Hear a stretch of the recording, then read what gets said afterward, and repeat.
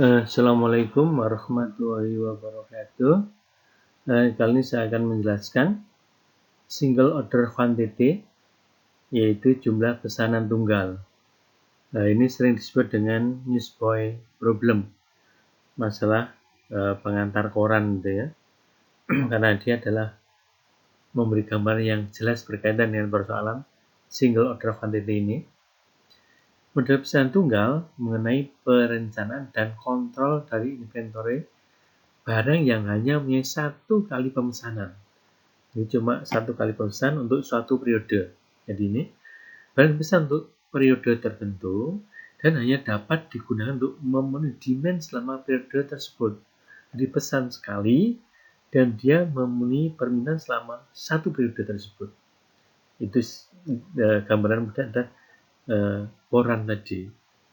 Koran untuk hari ini itu dibeli di hari ini yang pagi-pagi logikanya dan dijual pada orang, pada masyarakat kira-kira jam 9 sudah dianggap sudah mulai turun harga korannya karena beritanya sudah mulai dianggap usang, atau apalagi kalau sampai sore sudah dianggap usang berita di koran itu, sehingga nggak mungkin periode berikutnya atau hari berikutnya digunakan koran itu, ya pasti nggak laku karena beritanya sudah nggak up to date lagi. Ya ini gambaran dari koran, dia pesan sekali untuk memenuhi kebutuhan selama periode, ya paling nggak di pagi-pagi itu.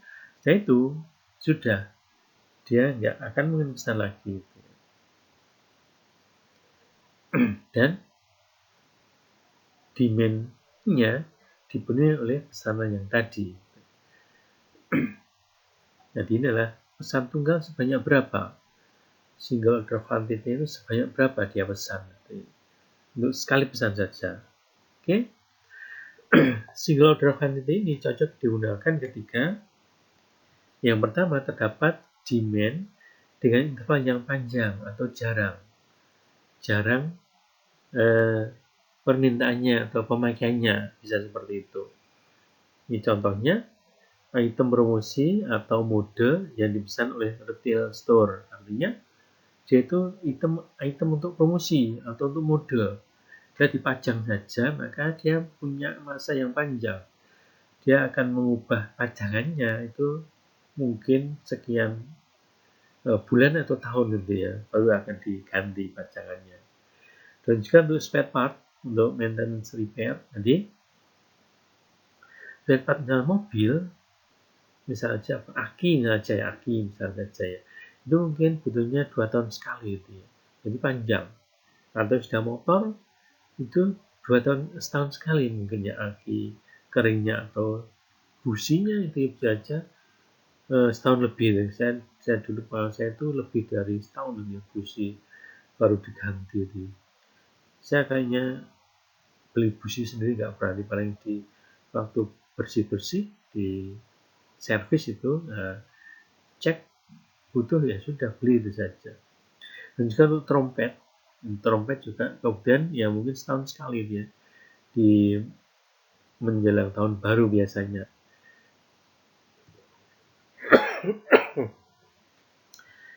Kemudian ketika terdapat demand yang tidak tentu dengan umur pendek, atau demand tidak tentu umurnya pendek pada interval yang pendek atau sering. Kita lihat contoh adalah item yang tidak tahan lama, ikan segar atau bunga. Jadi ketika ikan baru datang, nah itu masih harganya masih tinggi. Ketika sudah mulai didinginkan, ya kalau masih segar didinginkan dikirim ya masih nggak ada masalah. Dan ketika didinginkan dibawa ke pasar sorenya, maka dia sudah berubah, atau berganti hari dia sudah berubah kesegarannya, maka harganya akan turun, apalagi kalau dia dijual pada hari berikutnya ya. Dia juga berumur pendek atau barang yang cepat usang, yaitu koran atau majalah yang tadi, koran tadi ya. Koran hari ini nggak mungkin dijual besok. Kenapa? Ya beritanya sudah usang gitu ya. Ini gambarnya dari single order quantity. Oke?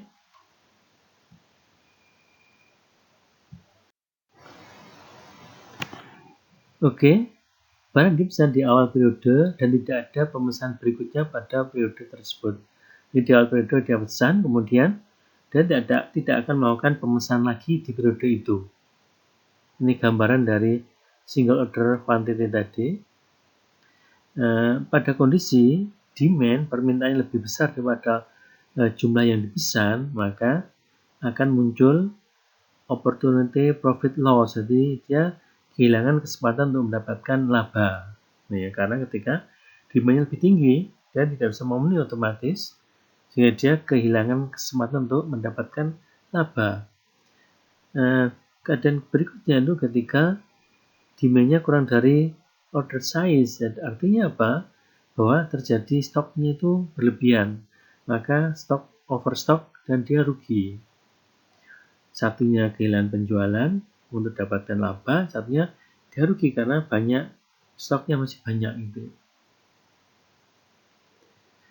Kelebihan stok bisa saja dibuang karena rusak atau busuk atau usang, dan juga dijual dengan harga yang rendah, gitu ya. Dijual dengan harga rendah, kemudian biasa simpan sampai musim berikutnya. Yang ini, yang ketiga ini biasanya di single order quantity tidak diperhitungkan. Oke. Single order quantity dapat diklasifikasikan menurut sumbernya. Jadi bisa dari self supply, jadi dia memproduksi sendiri sumbernya, bisa dari dalam sendiri, bisa dari luar, dari pihak luar. Terus demand-nya bisa diketahui atau dalam bentuk variabel. Variabel dia punya distribusi. Diketahui pasti sederhana karena sudah fix. Kalau punya distribusi maka ini akan muncul keputusan dengan risiko. Jadi ada risiko yang akan muncul dengan keputusan yang diambil, gitu ya. Kalau misalnya tidak ada informasi, misalnya produksi baru, produk baru, maka dilakukan analisis atau riset pasar berkaitan dengan kira-kira barang baru ini gimana di konsumen atau di khalayak atau di masyarakat. Mungkin nggak akan ada banyak peminatnya, ya, dilakukan riset pasar ini. Dan juga lead time-nya atau waktu tunggunya, dia bisa diketahui bisa juga dalam bentuk variabel.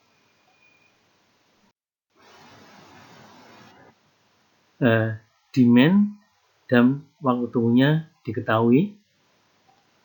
Banyak barang yang dipesan sesuai dengan permintaan dan barang datang pada saat permintaan mulai berdatangan. Jadi memang kalau dua-duanya diketahui memang sederhana sekali, dan ini kita tidak akan mengoptimalkan karena demand sudah tahu, karena 5, lead time-nya sudah tahu 1 hari, ya sudah, barangnya pasti datang pas ada demand itu, ya sudah selesai. Jadi bukan persoalan yang akan kita optimalkan. Kemudian demand diketahui, lead time-nya variabel. Jadi lead time-nya yang dia punya distribusi. Sehingga pengambil keputusan ingin menjamin order diterima sebelum demand-nya datang. Karena berkaitan dengan waktu tunggu barang yang dalam bentuk variabel, gitu ya. Dia di sini menjamin barang datang sebelum ada demand, gitu ya. Dan nih, stock out tidak boleh, di stok habis tidak boleh terjadi. Karena itu maka dipilih lead time yang maksimum. Misalnya aja dia di posisi 2 lead time, probabilitasnya itu, maka kita pilih yang paling tinggi lead time-nya, gitu ya. Sehingga stock out-nya kemungkinan tidak terjadi karena waktu lead time kita pilih yang maksimal. Bisa juga demand-nya dalam bentuk variabel dan lead time-nya konstan. Nah, di sini perusahaan Anda menentukan ordernya, berapa yang kita pesan, gitu ya. Berapa ukuran atau banyak yang kita pesan, gitu ya. Nah, Dalam hal ini demand tidak diketahui dan ada distribusi probabilitasnya. Jadi demand-nya tidak diketahui tetapi ada informasi ini, jadi distribusi probabilitasnya diketahui. Gitu ya. Sehingga ini akan muncul pengambilan keputusan dengan risiko.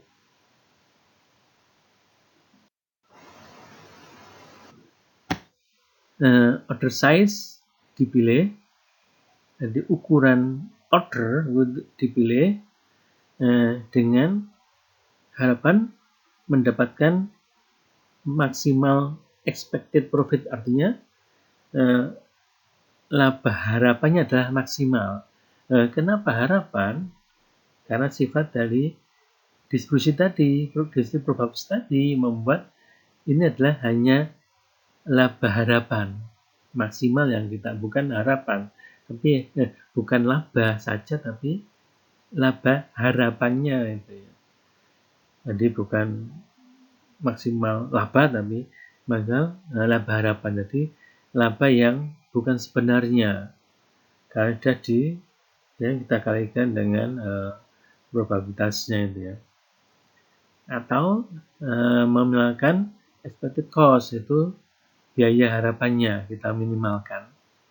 Jadi maksimalkan laba harapan atau biaya harapan yang kita minimalkan dengan memilih order size atau ukuran yang kita pesan. Probabilitas ketika demand itu kurang dari atau sama dengan jumlah pesanan tunggal. Jadi demand-nya itu kurang dari atau sama dengan jumlah pesanan tunggal. Maka kita punya bentuk seperti ini. M adalah demand-nya, Q adalah quantity-nya yang kita pesan. Sehingga kita punya probabilitas PM kurang dari dengan Q. Ya ini ketika kita gunakan 1 min ini, dia akan jumlah dari PM dan M sampai dengan 0 sampai dengan Q, dari M0 sampai dengan Q, yaitu batas dari M-nya itu sama dengan 1 min dari M-nya Q plus 1 sama dengan M maksimal. Ini dua rumus yang sama. Q adalah jumlah pesanan tunggalnya dalam ukuran satan unit. Q-nya adalah jumlah pesanan tunggal atau quantity tadi ya. Kemudian M adalah demand per unit. Ya. M-nya adalah demand per unit.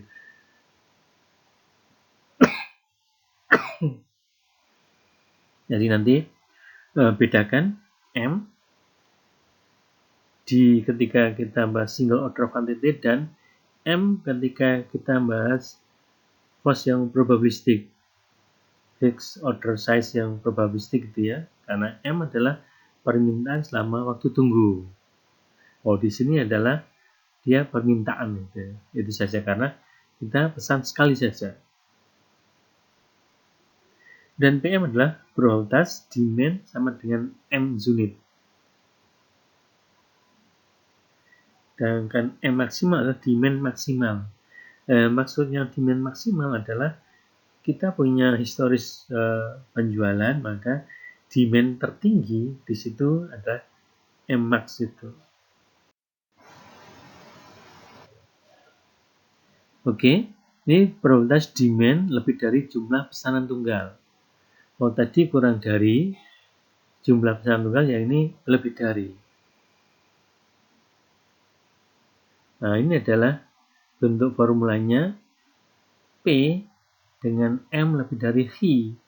Di probabilitas demand lebih dari quantity atau jumlah yang kita pesan.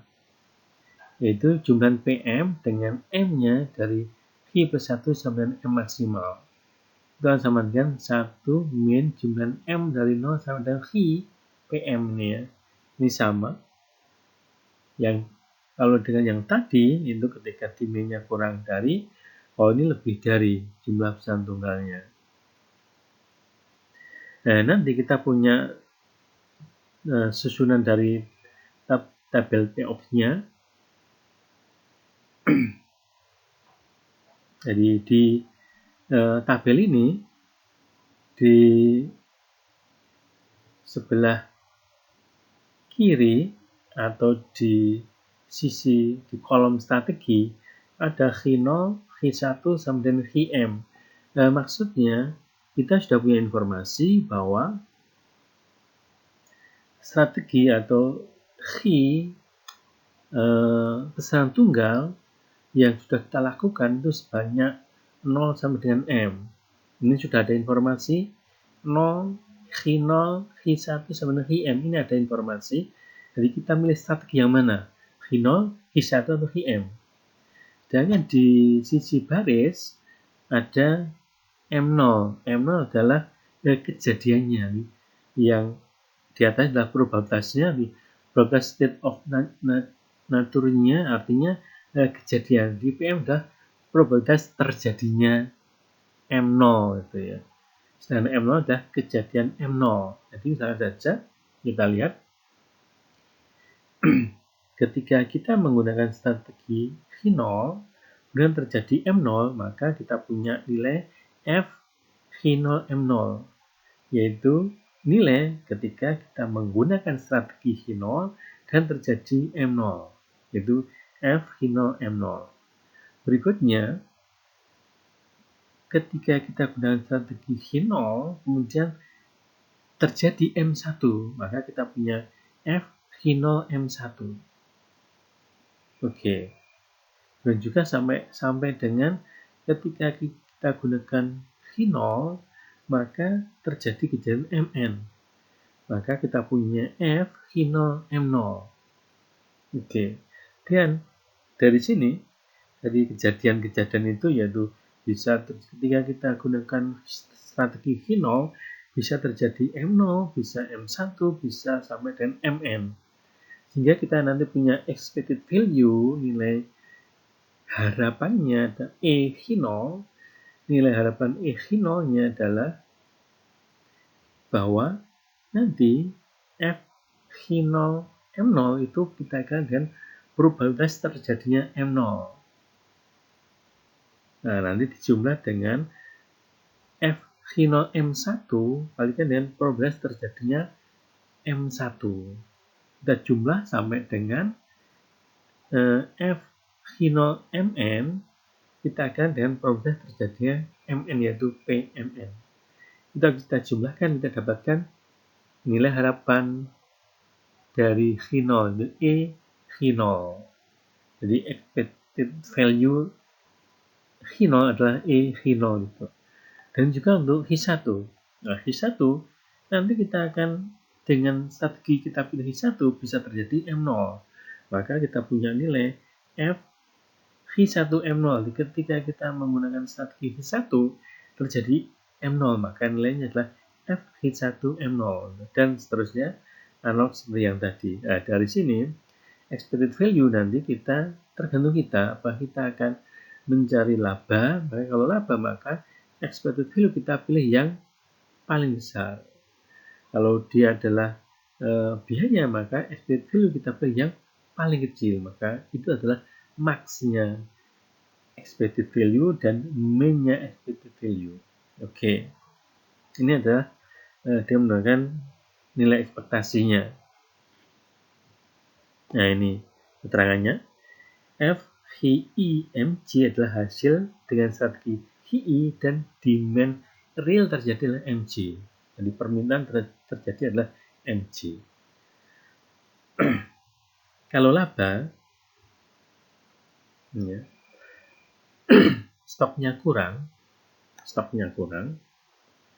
maka Anda lihat F HI MJ karena stoknya kurang berarti demand-nya lebih banyak. Oke. Karena demand-nya lebih banyak, lihat ini rumusnya untuk HI kurang dari sama dengan MJ, berarti demand lebih banyak. Karena demand lebih banyak, oke, maka HI akan terjual semuanya. Maka kita punya HIJ. Nah, artinya HI itu terjual semuanya. Oke, kemudian akan digoreng dengan selisih dari karena besar M demand, maka selisih dari MJ min HI kalikan dengan A. Maka ini adalah profit untuk stok habis. Nah, kita lihat keterangannya. Nanti sebentar ini untuk stok lebih. Kalau stok lebih, maka stok lebih berarti permintaannya kurang dari. Maka pasti terjual sejumlah permintaannya yaitu MC kalikan J. Oke? Karena ini terjual sesuai dengan permintaannya. Karena stoknya lebih.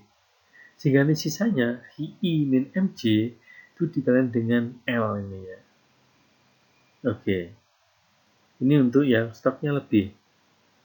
Ini informasinya adalah biaya stok out, stok habis. Jadi stoknya habis yaitu MC min HI berarti kan HI-nya habis. Banyak M-nya, maka kita kurangi nanti profitnya akan berkurang sejumlah selisih itu kalian dengan biaya stok habisnya. J adalah laba. Jadi HI tadi adalah stok yang ada. Ketika dia stoknya kurang, maka dia pasti stoknya terjual semuanya. Maka kita punya laba. HIJ itu kan labanya. Laba kan dikurangi dengan selisihnya kalikan dengan biaya stok habisnya.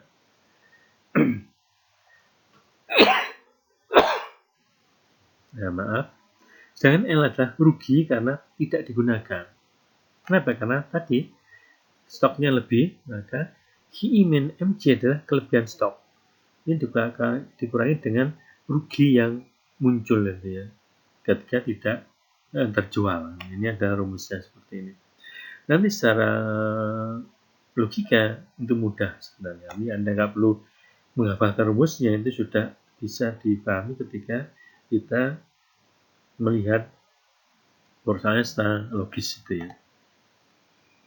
Tapi kalau Anda nanti lupa ya, Anda lihat lagi rumus ini untuk mempermudah bagaimana menghitung FHIMJ dia.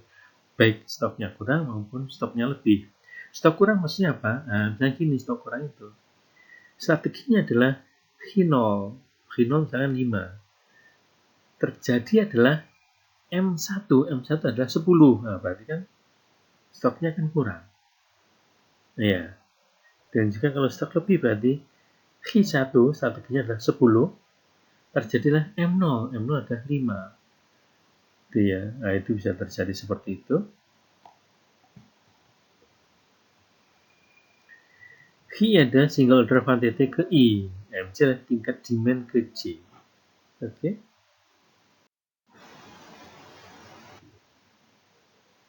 Nah, ini kalau biaya. Oke. Di FHIMJ adalah HI kalikan P. Nah, ini kalau biaya. HI lebih dari M. Berarti produknya lebih. Maka karena biaya, maka dia tetap mengeluarkan. Maka HI kalikan P, karena dia sudah mengeluarkan. Dia sudah membeli sejumlah HI. Tadi kalau tadi laba berbeda, ini kan mengeluarkan. Dia butuh katalah dia belinya HI gitu ya.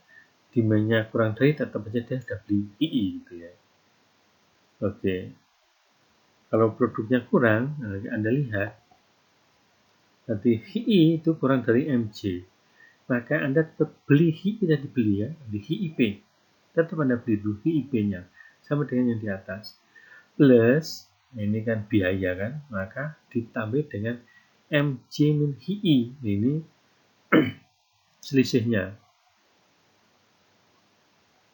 antara permintaan dan yang dibeli. Butuhnya 5, dia cuma beli 3, maka kurang dari 2. Nah, 2 itu nanti akan menambahi biaya untuk stok habisnya karena kekurangan barang di stok habis. Kita lihat ini adalah unit biaya bisa pembelian gitu ya. Nilai harapan masing-masing strategi HI adalah nilai harapannya, kita lihat ini tadi nilai harapan HI adalah P probabilitas ketika terjadi M0 dikalikan dengan, Anda lihat HI ya, nilai harapan HI itu adalah probabilitas terjadinya M0 dikalikan dengan ketika kita gunakan strategi HII terjadi M0, itu F, HII, M0 gitu ya. Dan juga berikutnya ketika terjadi M1 maka kita punya F, HII, M1 kalian dengan probabilitas M1 terjadinya M1. Maka kita punya jumlah seperti ini. Maka HII adalah jumlah dari J sama dengan N P MJ dikali dengan F HI MJ.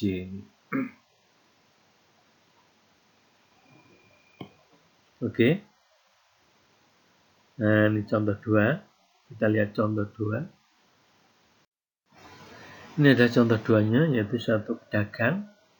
Dia akan stok untuk pohon cemara ini ya, yang akan dijual selama musim mungkin Natal itu ya, musim Natal. Ada cukup waktu untuk memesan tunggal, dia ada cukup waktu untuk dia pesan sekali. Masing-masing pohon itu dia beli seharga $2, kemudian dia jual seharga $6. Jadi ini untungnya $4, oke. Dia pesannya diabaikan. Kemudian barang pohon yang tidak terjual dia akan dijual sebagai kayu bakar dan harga $1. Anda lihat ruginya berapa? $1 itu dia belinya $2, terpaksa dia jual sebagai kayu bakar $1, ruginya $1, untungnya $4. Oke. Pedagang harus menentukan nanti jumlah pohon yang akan dipesan dalam satuan ini ya, puluhan ini ya,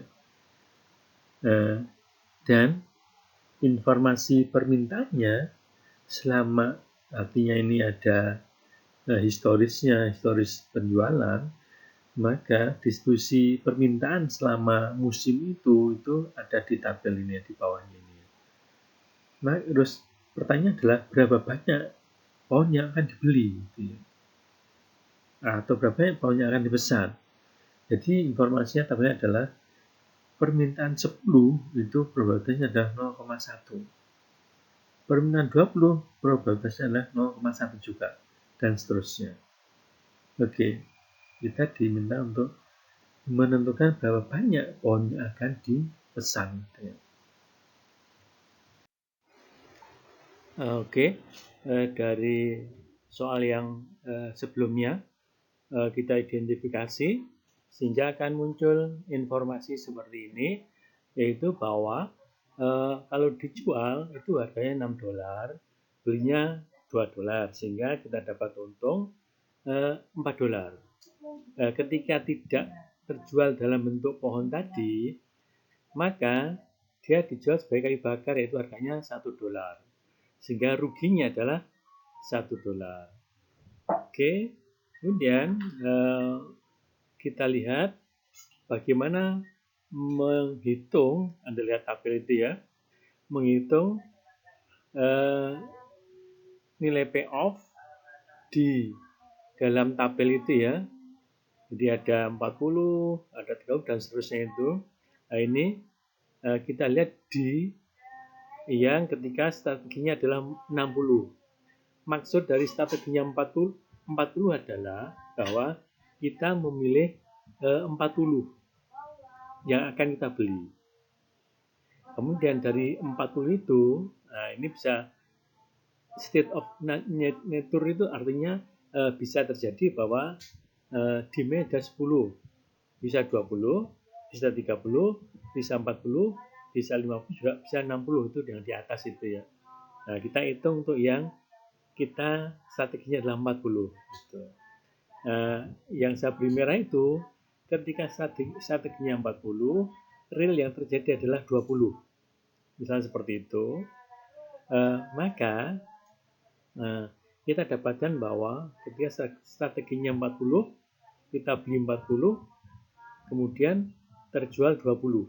Berarti kita dapat berapa? Nah, Anda lihat hitungan di atas itu, yaitu 20 kalikan 6 min 2, berarti 20 itu kita dapat untung, yaitu 4 kali 20. Oke, yaitu $20. Kemudian sisanya kan 20. Nah, 20 itu dia tidak terjual sebagai pohon tapi sebagai kayu bakar. Maka kita rugi, berapa ruginya? Ya, $1 kalikan 20. Oke, sehingga kita dapatnya adalah 20 unit atau 20 pohon kalikan dengan $4 sehingga kita dapat $80. Dikurangi dengan ruginya kita adalah $1 dikalikan dengan 20 pohon tadi yang terjual sebagai kayu bakar sehingga dia min 20 sehingga nilainya adalah $60. Jadi $60 itu dimulai dari 20 itu dapat untung $4, sedangkan 20 kita rugi $1. Jadi 80 dikurangi $20 kita dapat $60. Yang lain juga sama, yang lain itu sama, caranya sama, nah, mungkin berbeda. Yang di baris 40 yang strategi 40 itu sama, cuma real terjadi itu berbeda-beda. Bisa terjadi 10 maka hasilnya 10, terjadi 20 yang tadi itu dapat 60, terjadi 30 itu dapatnya 110. Kalau itu tadinya 40 ternyata pembelinya 40 juga maka dapatnya adalah 160. Nah, ini labanya adalah 160. Kalau pembelinya 50 ya kan kita beli cuma 40, tetap saja dapatnya adalah 160, tidak berubah. Nah, kemudian Anda lihat di expected value itu kan $125 itu hitungannya seperti ini, bahwa 10 yang di baris 40 itu ya, ketika kan ada 6 keadaan, yaitu 10, 20, 30, 40, 50, dan 60. 10 itu probabilitasnya adalah 0,1. Sehingga 10 yang didapatkan tadi, $10 kalikan dengan 0,1.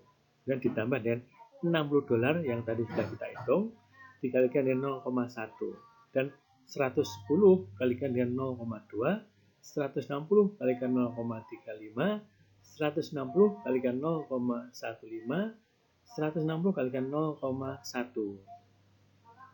Nah, dari situ kita tambahkan nanti 10 kalikan 0,1 ditambah 60 kalikan 0,1 ditambah 110 kalikan 0,2 ditambah 160 kalikan 0,35 ditambah 160 kalikan 0,15 ditambah 160 kalikan 0,1 itu hasilnya adalah 125. Itu expected value-nya diperoleh dari situ, yaitu probabilitas dikalikan dengan hasil yang diperoleh pada baris 40 tadi. Nah, kita sudah ngitung semuanya di tabel itu sehingga expected value-nya adalah 40, 75, 105, 125, 127,5, dan 122,5. Karena ini adalah laba, yang dicari adalah laba, maka kita cari nilai expected value yang paling besar. Maka kita dapat adalah 127,5 itu yang paling besar. Sehingga strategi yang kita ambil adalah 50 unit ini atau 50 pohon ini yang kita ambil. Ini ya, strategi terbaik adalah memesan 50 pohon dengan nilai expected-nya adalah $127,5. Itu adalah solusinya adalah pesan sebanyak 50 pohon itu ya. Ini penyelesaian untuk contoh ini ya. Oke. Jadi nilainya di dalam tabel itu yang 60 tadi itu dihitung di atas itu ya. Yang lainnya sama. Ini untuk laba. Kalau untuk rugi, nanti bukan rugi ya. Kalau untuk cost atau biaya nanti berbeda lagi. Dia adalah ngitung biayanya, gitu ya. Nanti expected value nanti pasti kita pilih yang minimal. Itu adalah expected value yang kita harapkan ketika kita adalah meminimalkan biaya. Oke?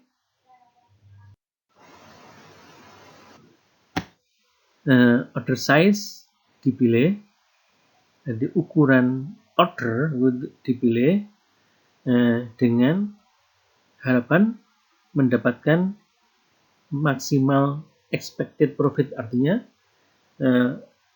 laba harapannya adalah maksimal. Kenapa harapan? Karena sifat dari distribusi tadi, distribusi probabilitas tadi membuat ini adalah hanya laba harapan maksimal yang kita, bukan harapan, tapi bukan laba saja, tapi laba harapannya itu ya. Jadi bukan maksimal laba, tapi laba harapan. Jadi laba yang bukan sebenarnya, karena jadi ya kita kalikan dengan probabilitasnya itu ya. Atau meminimalkan expected cost, itu biaya harapannya kita minimalkan. Jadi maksimalkan laba harapan atau biaya harapan yang kita minimalkan dengan memilih order size atau ukuran yang kita pesan. Probabilitas ketika demand itu kurang dari atau sama dengan jumlah pesanan tunggal. Jadi demand-nya itu kurang dari atau sama dengan jumlah pesanan tunggal. Maka kita punya bentuk seperti ini. M adalah demand-nya, Q adalah quantity-nya yang kita pesan. Sehingga kita punya probabilitas PM kurang dari dengan Q. Ya ini ketika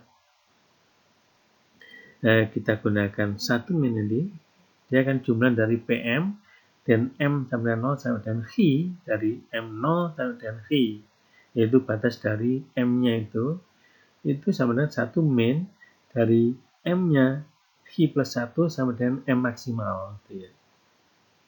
Ini dua rumus yang sama. Q adalah jumlah pesanan tunggalnya dalam ukuran satan unit. Q-nya adalah jumlah pesanan tunggal atau quantity tadi ya.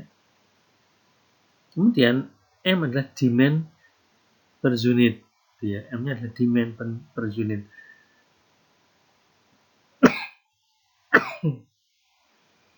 Jadi nanti bedakan M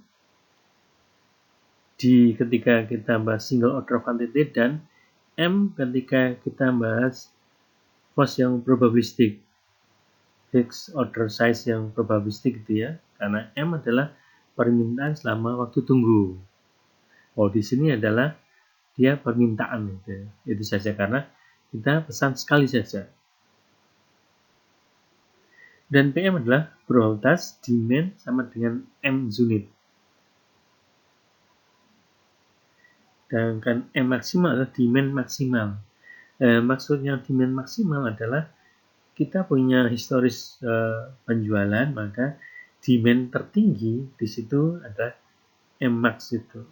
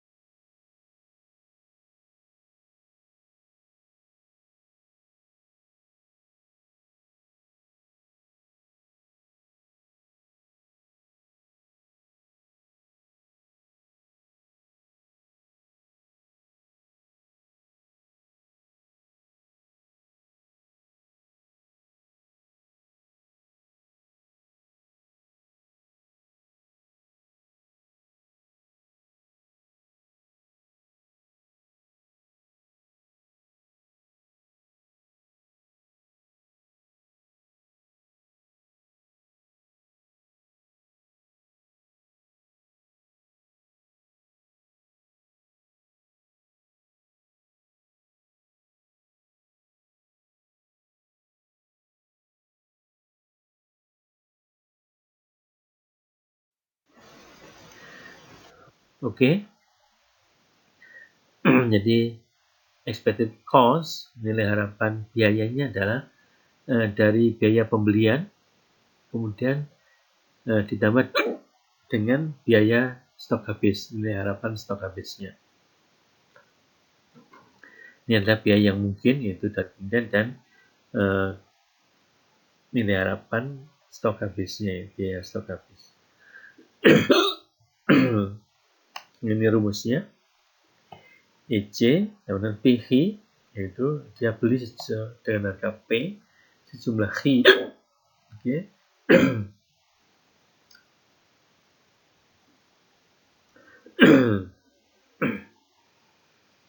Dan C adalah ordernya sekali pesan. Kemudian ditambah dengan A. Nah, ini adalah nilai harapan stok habis, yaitu M lebih besar daripada H. Ya, M lebih besar daripada H. Ini adalah nilai harapan stok habisnya, kalikan dengan biaya stok habisnya adalah A. Nah, kemudian expected profitnya adalah nilai harapan pendapatan dikurangi dengan nilai harapan cost-nya, sehingga kita punya rumus seperti ini.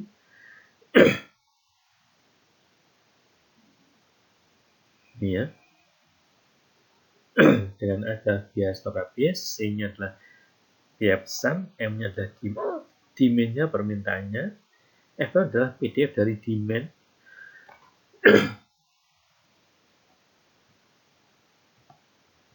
dan H adalah single order quantity-nya. M dan H itu menyatakan M6 lebih besar, maka adalah stok habis. Maaf. Dan H-M adalah H-nya lebih banyak, stoknya berarti adalah overstock.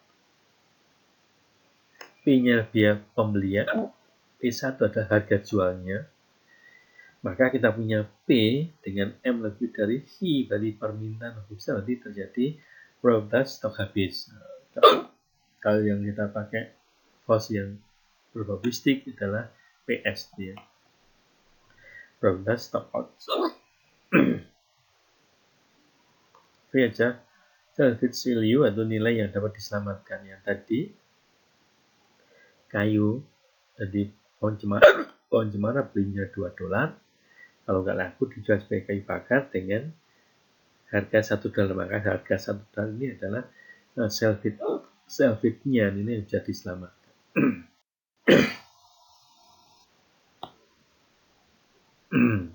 Ini yang tadi informasi expected nilai harapan, banyak kelebihan dalam unit, yaitu H-M dan stok yang lebih. Kalau yang M ini berarti nilai harapan stok habis stok. Nah, kita akan menentukan expected profit otomatis yang maksimum ya.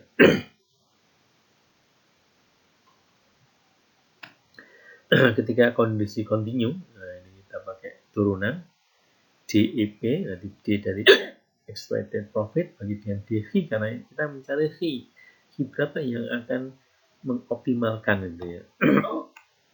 Kita pesan berapa gitu ya. Maka dari expected profit yang sebelumnya itu, rumus itu kita turunkan terhadap H, kita punya bentuk seperti ini, B1 plus V min B1 plus B1 plus A min V kalikan dengan probabilitas apa itu stok habis ya. M lebih besar daripada H min V sama dengan 0, karena kita akan menentukan H-nya akan menentukan berapa kita cari PS-nya. Maka kita punya probabilitas M lebih besar dari H atau sama PS atau probabilitas stok habis adalah P min V dibagi dengan P1 plus A min V. Atau bisa juga kita gunakan rumus yang lain, yaitu ML dibagi dengan MP plus ML plus plus A ini ya. Dua rumus yang sebenarnya sama, cuma untuk hal tertentu itu rumus salah satu rumus bisa lebih mudah dipakai. Dengan ML aja marginal loss, jadi kerugiannya itu tadi beli P, salvage yang tadi punya tadi adalah $2, sell bidnya adalah kayu bakar seharga $1, maka 2-1 kita punya $1 adalah ruginya, jadi ML adalah ruginya. Kemudian MP adalah labanya, untuk kita jual dengan harga $6, kita beli $2, maka kita dapat laba $4. Oke, contoh ketiga, kita gunakan persoalan yang sebelumnya tadi ya, itu masalah penjualan pemesanan pohon cemara tadi. Nah, tapi kita gunakan marginal analysis atau benefit analysis. Ingat, marginal analysis adalah kita mencari laba. Marginal analysis adalah berkaitan dengan laba.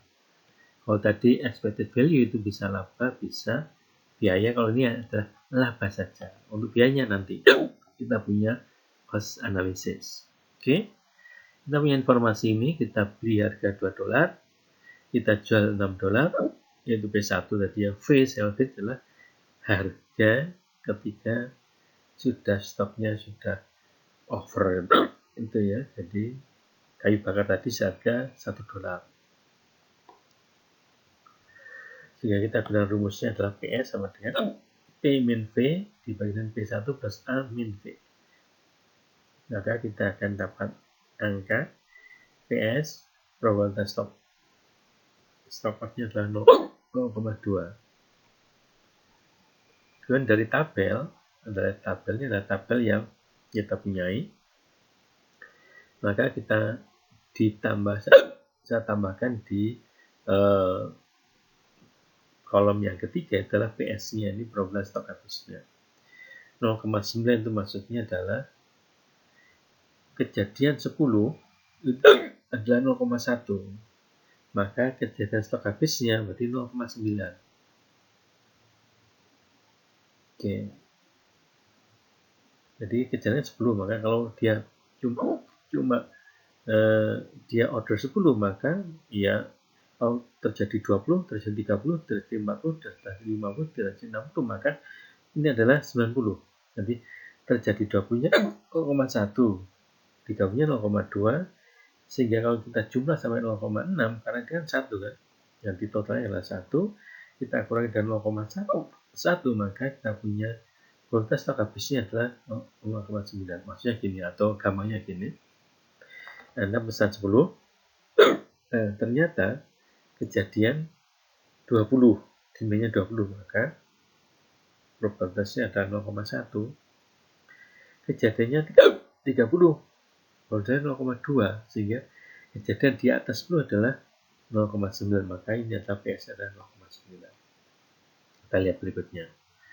Yang 20, probabilitasnya 0,1.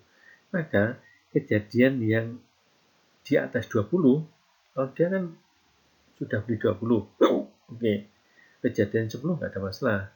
Kejadian 20 dia masih bisa nekel. Ketika demand-nya 30, dia sudah stok habis, maka PS-nya itu berarti kejadian 30, 40, 50, 60 itu kan stok habis, maka dia adalah 0,8. Kalau yang 30 misalnya aja, 30 berarti 0,2, maknanya kok PS-nya 0,6, karena kejadian kalau dia demand-nya 30, dia ordernya 30 ya. Ordernya 30, oke. Maka ketika demand-nya 40, dia stok habis. Ketika demand-nya 50, dia stok habis. Ketika demand-nya 60, juga stok habis. Sehingga PS-nya berapa ya? Ditambahkan aja yang demand 40, 50 dan 60 ini kita tambahkan probabilitasnya, maka kita dapat 0,6. Oke, sehingga kalau yang 60 misalnya Anda order 60, sebenarnya demand, informasi dari demand yang pernah terjadi adalah yang terbesar 60, pasti ketika terjadi demand 10 ya stoknya nggak habis. 20 ya nggak habis, sampai dengan 50 stoknya masih ada. Ketika 60 pun masih ada, sehingga stok habisnya ya 0. Dia ambil yang tertinggi kan ordernya. Seperti itu gambarannya. Sehingga kalau PS 0,2, maka PS-nya ada di posisi 0,1 dan 0,25. Oke, di sisi 0,1 dan 0,25. Anda lihat di situ. Nah ini, Anda lihat di situ. Maka paling aman adalah ketika Anda pesan di 50 dengan PS-nya adalah 0,1. Kenapa? Ya, tidak mungkin terjadi kekurangan karena perhitungan kita PS-nya adalah 0,2. Kita siap dan PS-nya adalah 0,1, kita pesan 50 0,1, sehingga ya kita pesan 50 untuk amannya. Kalau Anda pesannya adalah 40, maka masih terjadi ini kan 0,2, nanti masih terjadi stok habisnya kemungkinannya. Oke. Nah, lebih aman jika memesan 50 unit ya, karena kualitas stoknya adalah 0,1 dengan harga yang tadi jualnya $6, belinya $2, dan selanjutnya $1, paling optimal adalah kita membeli 50 unit. Oke. Maaf ini. Nah, ini gambaran berikutnya. Ini perusahaan Evergreen ini memiliki kayak hutan gitu ya, hutan yang dia akan memanennya gitu ya.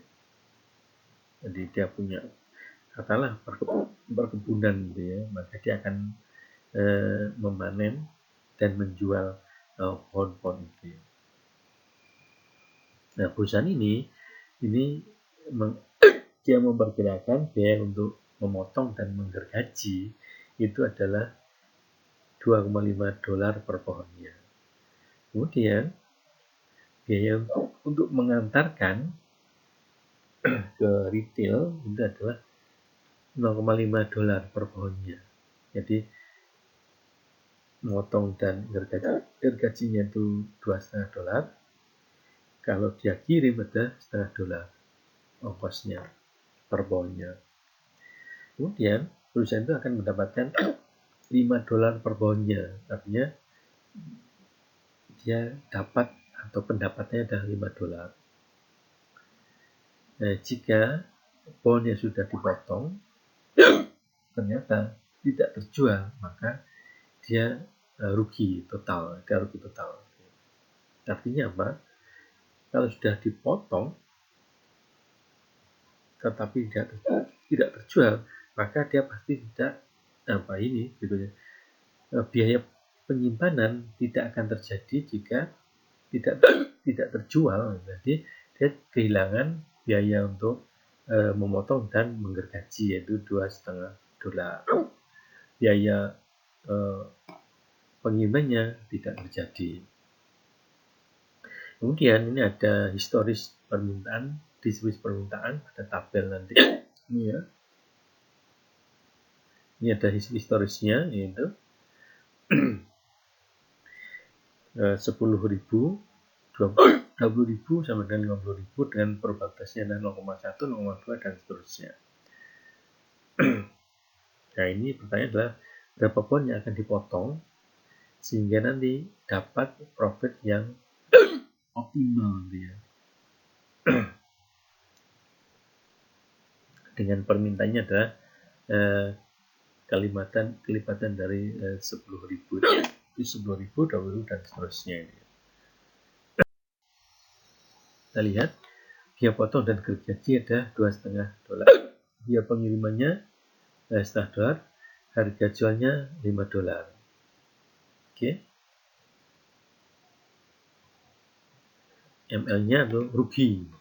Berarti marginal loss-nya adalah rugi, yaitu ketika dia tidak terjual maka dia rugi motong dan gergaji, itu $2,5. Kemudian labanya dia mendapatkan $5 tapi dikurangi dengan biaya gergaji dan potong $2,5 dan biaya kirim 0,5 $0,5 sehingga dapatnya ada $2 labanya. Ya, kita pakai rumus yang tadi, ML-nya 2,5, MP-nya 2, ML-nya stok habis, Nah, di sini tidak ada informasi biaya stok habis, maka dia sebenarnya 0. Maka kita dapat PS adalah 0,556. Ini tadi adalah distribusi permintaannya, dan yang kolom yang 3 adalah probabilitasnya stok habis. Itu kalau 10 ada 0,9-nya. Jadi jumlah dari 0,9 adalah jumlah dari demand-nya di atas 10. Gitu ya. Oke. Nah, sehingga 0,556 itu posisinya adalah di atas 0,45 dan di bawah 0,77. Ini posisinya. Sehingga paling aman adalah memotong 30 pohon. Nah, maaf, memotong 30.000 pohon. Ya. Dengan probabilitasnya adalah 0,45. Probabilitas stok habisnya adalah 0,45.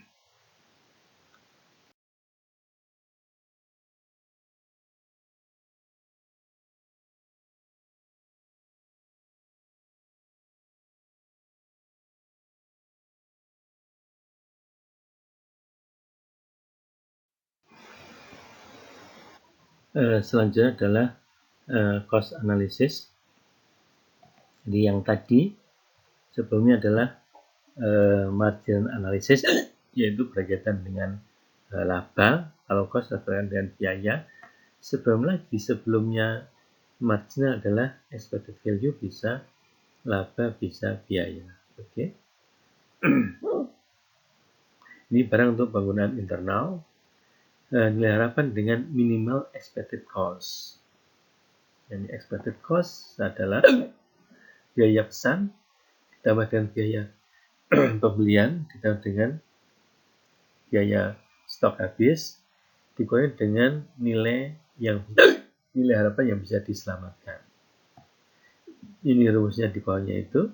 C itu order, PH itu berarti dia beli dengan harga P, dan terjadi stok habis, dan ini adalah nilai harapan terjadi stok habis kalian dengan A, ya.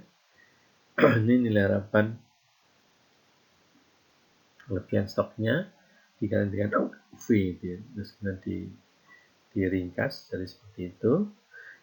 Kemudian untuk menentukan expected cost yang minimal untuk distribusi continue, maka kita turunkan expected cost-nya terhadap Hi, maka kita punya P min A min V, P, M lebih dari Hi min V. Kemudian 0. Ini kalau kita bawa ke ruasnya, maka kita punya PS adalah P min V, A min V. Jadi ini jadi sederhana rumusnya.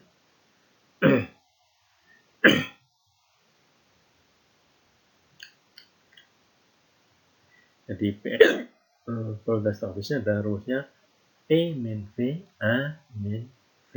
Oke.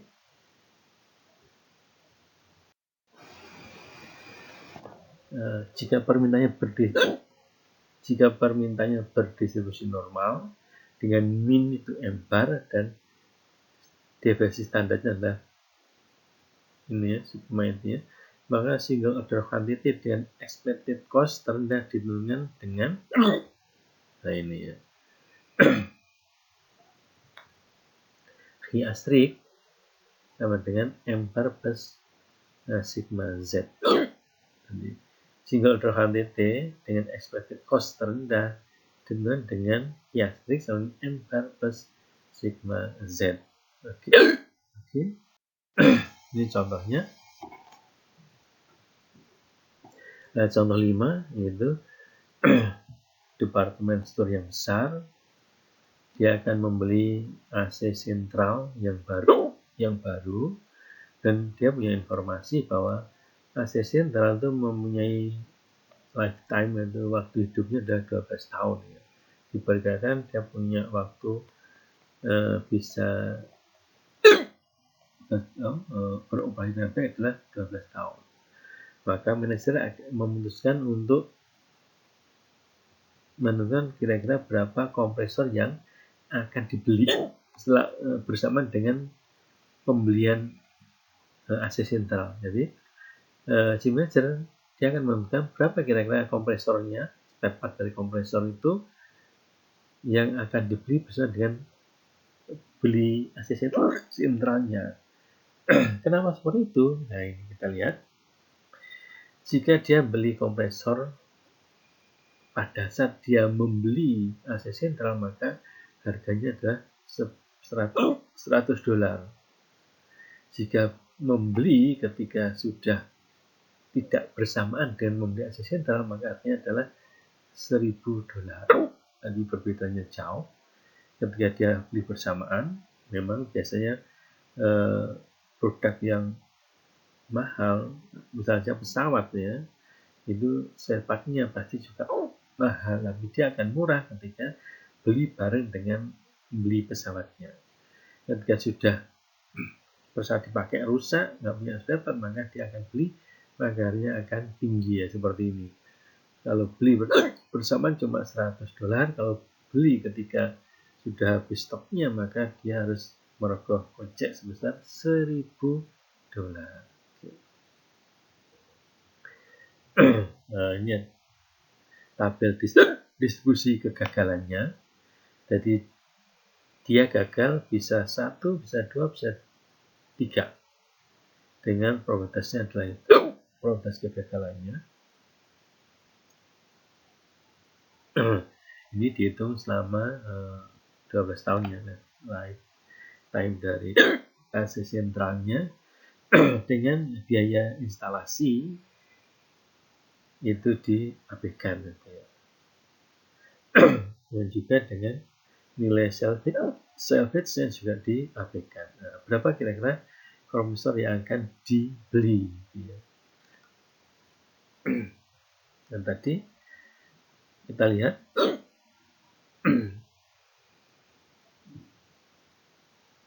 P-nya berapa? P berarti harga dari $100 harga waktu itu. A $1.000 adalah ketika stok habis, maka dia adalah A. Oke, salvage-nya itu nggak ada kan, diabaikan, maka dia adalah 0. Maka kita ini informasinya. P-nya $100, A-nya $1.000.